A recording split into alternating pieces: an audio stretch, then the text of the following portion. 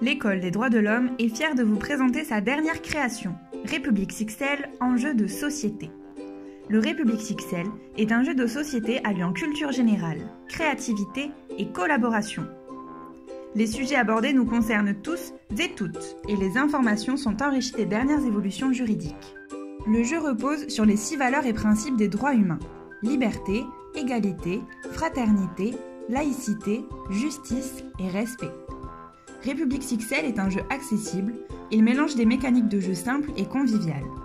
Il se joue en équipe et peut réunir 4 à 12 joueurs. Il est accessible aux plus jeunes dès 12 ans comme aux plus grands. Il se joue en famille, entre amis ou même entre collègues de travail. Une partie dure en moyenne 30 à 45 minutes. Le jeu est à vous, polyvalent, il est facilement adaptable aux envies et besoins des joueurs. Vous trouverez des variantes à la fin du livret.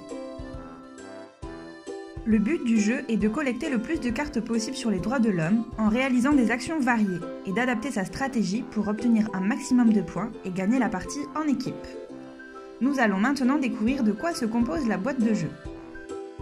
Vous y trouverez 348 cartes, un dé, un sablier, un livret règles du jeu et un manuel maître du jeu qui vous permettra d'approfondir toutes les cartes. Vous allez constituer des équipes équilibrées. Ensuite, pensez à bien mélanger les cartes avant de les disposer au centre de la table. Il y a donc quiz, dés fixes, aléax placé face cachée et chronologix, constitué d'un recto événement et d'un verso date, placé date cachée. Placez ensuite les cartes personnalités de façon accessible. Vous trouverez aussi le sablier et le dé publix. Assurez-vous que chaque équipe ait accès à un stylo et du papier. Chaque équipe dispose d'une carte Mémorix qui rappelle les couleurs des 6 valeurs et principes, la signification des pictogrammes et les bonus des fins de partie. À chaque tour, dans le sens des aiguilles d'une montre, les équipes lancent le dé publix, sur lequel se trouvent 5 pictogrammes correspondant à chaque tas de cartes. 1, 2, 3, que la partie commence! Mais avant, il faut déterminer quelle équipe commence. Pour cela, vous allez d'abord tirer la première carte du tas chronologix et la placer date cachée. Une fois que tous les joueurs ont pris connaissance de l'événement inscrit sur la carte, retournez le sablier. Chaque équipe doit écrire la date à laquelle elle pense que l'événement s'est produit et à la fin du sablier, les équipes dévoileront leur proposition de date. Ensuite, retournez la carte chronologix date visible. Cette carte constitue le premier repère de la frise chronologix.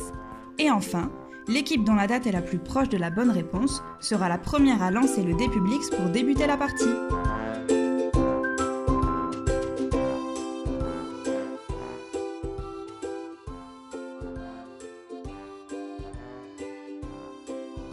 Chronologix, c'est la partie coopérative du jeu. Toutes les équipes jouent ensemble et devront se mettre d'accord. Chaque équipe pioche une carte sur le dessus du tas chronologix, en prenant soin de garder cachée la date de l'événement historique inscrit. Votre mission est de les placer dans l'ordre chronologique, afin de construire collectivement la frise chronologix. Quand les équipes se sont mises d'accord, retournez les cartes et découvrez les dates. Si les événements sont placés au bon endroit dans la frise chronologix, toutes les équipes gagnent une carte personnalité. Si la frise chronologix contient une ou plusieurs erreurs, les événements sont replacés au bon endroit, mais aucune équipe ne gagne de carte personnalité. Les cartes personnalité mettent en lumière des femmes et des hommes pour leurs engagements en faveur des droits humains. Carte dés fixes.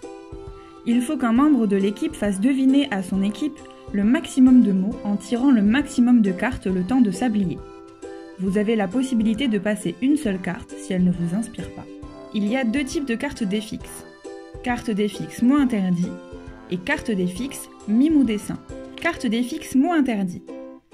Le but est de faire deviner un mot à son équipe en disant tout ce qu'il veut sauf les mots interdits. Et naturellement, les mimes, bruitages, abréviations, rimes et les mots de la même famille sont interdits. Et si l'équipe joueuse tombe sur la carte dés fixes mime dessin, cette fois le but est qu'un membre fasse deviner le mot à son équipe soit en le mimant, soit en le dessinant, et non pas les deux en même temps. À chaque mot deviné, l'équipe gagne la carte et le joueur passe à la carte suivante. En ce qui concerne les cartes non devinées, elles seront remises en jeu sous le tas dés fixes. Carte quiz. Super, le dé est tombé sur le symbole quiz. L'équipe qui joue après vous pioche la carte du dessus et pose la question à haute voix. Attention, il faudra donc que l'équipe joueuse se concerte pour s'accorder sur la réponse à donner. Si la réponse est correcte, la carte est gagnée, et si la réponse est incorrecte, la carte est remise sous le tas quiz et le jeu continue.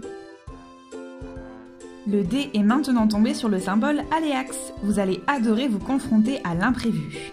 Il y a 3 cartes différentes. Vous pourrez tomber sur chance, duel ou tac au tac. Tout est indiqué, laissez-vous guider. Attention, la carte Aléax n'est pas une carte gain. Une fois jouée, elle est toujours remise sous la pioche Aléax. Mais il reste une dernière phase sur le dé, c'est l'action au choix.